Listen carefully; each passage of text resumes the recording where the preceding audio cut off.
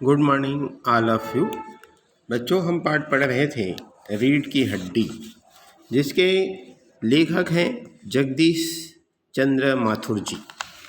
ठीक है, आगे बात कहते हैं। रामस्वरूप कहने लगता है गोपाल प्रसाद जी से, यह बेत लाइए, मुझे दीजिए, मैं कोने में रख देता हूँ। सब बैठते हैं। हाँ हाँ, मकान ढूंढने में कुछ तकलीफ तो नहीं हुई? गोपाल प्रसाद जी कहने लगता है, नहीं, टांगे वाला आपका मकान जानता था, और फिर हमें तो यहाँ आना ही था, रास्ता मिलता कैसे नहीं। रामस्वरूप कहने लगता, हाँ हाँ हाँ, यह तो आपकी बड़ी मेहरबानी है, मैंने आपको तकलीफ तो दी। गोपाल प्रसाद कहने लगता, अरे नहीं साहब, जैसा मेरा काम वैसा आपका काम, आखिर लड़के की शादी तो करनी ही है। बल्कि यूँ कहिए कि मैंने आपके लिए खासी परेशानी कर दी। रामस्वरूप पुनः कहने लगता है, हाँ, यह लीजिए, आप तो मुझे कांटों में घसीटने लगे, हम तो आपके हाँ सेवक ही हैं। हाँ, और कहिए शंकर बाबू, कितने दिनों की छुट्टियां हैं? शंकर कहने लगता है, जी कॉलेज की छुट्टियां नहीं हैं, वीकेंड में चला आया था। रामस्वरूप पुनः कहने लगता है, आपके कोर्स खत्म होने में तो अब साल भर रहा होगा। शंकर जवाब देता है, जी यही कोई साल 2 साल। रामस्वरूप पुनः पूछने लगता है, साल 2 साल? शंकर बताता है, हाँ हाँ जी, 1 साल का मार्जिन रखता हूँ। गोपाल प्रसाद कहने लगता है, बात यह है साहब कि यह शंकर 1 साल बीमार हो गया था। क्या बताएं, इन लोगों को इसी उम्र में सारी बीमारियां जो है सताती है। एक हमारा ज़माना था कि स्कूल से आकर दर्जनों कचौड़ियाँ उड़ा जाते थे, मगर फिर जो खाना खाने बैठते तो वैसे की वैसे ही भूख लग जाया करती थी। रामस्वरूप पुनः कहने लगता है, कचौड़ियाँ भी तो उस ज़माने में पैसे की 2 आती थी। गोपाल प्रसाद कहने लगता है, जनाब यह हाल था कि 4 पैसे में ढेर सी मलाई आती थी और अकेले 2 आने की हजम करने की ताकत थी अकेली। और अब तो बहुतेरे खेल वगैरह होते हैं स्कूलों में।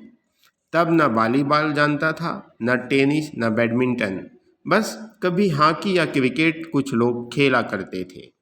मगर मजाल की कोई कह जाए कि यह लड़का कमज़ोर है। सबके सब हंसते हैं। रामस्वरूप कहने लगा, जी हाँ, उस जमाने की बात ही दूसरी थी। गोपाल प्रसाद जोशीली आवाज़ में कहने लगता है, और पढ़ाई का यह हाल था कि एक बार कुर्सी पर बैठे कि 12 घंटे की सिटिंग हो जाती थी। 12 घंटे जनाब, मैं सच कहता हूँ कि उस ज़माने का मैट्रिक भी वह अंग्रेजी लिखता था फर्राटेदार कि आजकल के एमए वालों की मुकाबला नहीं है। आजकल एमए वाले भी उनका मुकाबला नहीं कर सकते हैं।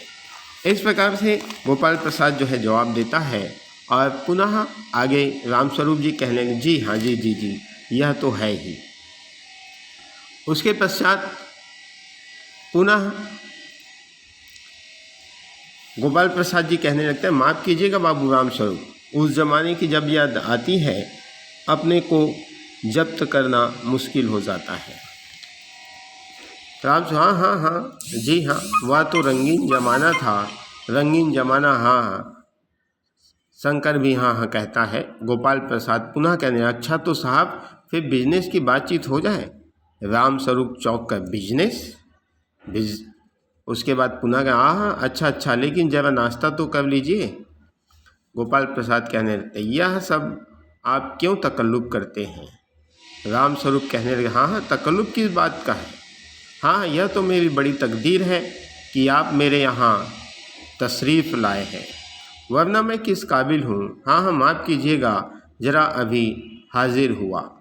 अंदर जाता है रामस्वरूप जो है, और गोपाल प्रसाद थोड़ी देर बाद दबी आवाज़ में, आदमी तो भला है, मकान से हैसियत भी बुरी नहीं मालूम होती, पता चले लड़की कैसी है, लड़की को देखने के बाद ही पता चलेगा। शंकर कहने लगते, जी। कुछ खखार कर इधर उधर देखता है शंकर जो है गोपाल प्रसाद, क्यों, क्या हुआ? शंकर, कुछ नहीं। गोपाल प्रसाद जो है, झुक कर क्यों बैठते हो? ब्याह तय करने आए तो कमर सीधे करके बैठो। तुम्हारे दोस्त ठीक कहते हैं कि शंकर की बैकबोन। इतने में बाबू जो है रामस्वरूप आते हैं, हाथ में चाय की ट्रे लिए हुए मेज पर रख देते हैं। गोपाल प्रसाद पुनः कहने लगे, आखिर आप माने नहीं? रामस्वरूप चाय प्याले में डालते, हाँ हाँ, आपको विलायती चाय पसंद है या हिंदुस्तानी? गोपाल प्रसाद कहने लगता है, नहीं नहीं साहब, मुझे आधा दूध और आधी चाय दीजिए, और चीनी भी ज़्यादा डालिएगा। मुझे तो भाई यह नया फैशन पसंद नहीं। एक तो वैसे ही चाय में पानी काफ़ी होता है, और फिर चीनी भी नाम के लिए डाली जाए तो जायका क्या रहेगा? रामस्वरूप, हाँ हाँ, कहते तो आप सही हैं। और रामस्वरूप जो है प्याला पकड़ा रहे हैं, और पुनः शंकर जो है खखार कर, सुना है सरकार अब ज़्यादा चीनी लेने वालों पर टैक्स लगाएगी।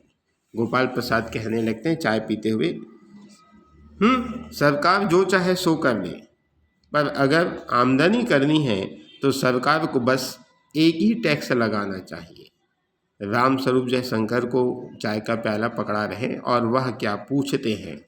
गोपाल प्रसाद जी बताते हैं, खूबसूरती पर टैक्स। सब रामस्वरूप और शंकर हंस पड़ते हैं। मजाक नहीं साहब, यह ऐसा टैक्स है जनाब कि देने वाले भी चू नहीं करेगी। बस शर्त यह है कि औरत पर यह छोड़ दिया जाए कि वह अपनी खूबसूरती के स्टैंडर्ड के माफिक अपने ऊपर टैक्स तय कर ले। फिर देखिए सरकार की कैसी आमदनी बढ़ती है। तो बच्चों, आज के लिए इतना ही। धन्यवाद।